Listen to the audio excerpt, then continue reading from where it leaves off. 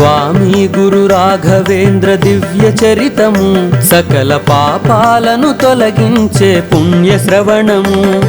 స్వామి గురు రాఘవేంద్ర దివ్య చరితము సకల పాపాలను తొలగించే పుణ్య శ్రవణము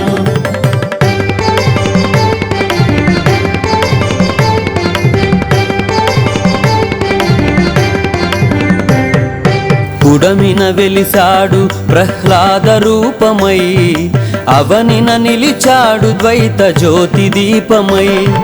పుడమిన వెలిసాడు ప్రహ్లాద రూపమై అవనిన నిలిచాడు ద్వైత జ్యోతి దీపమై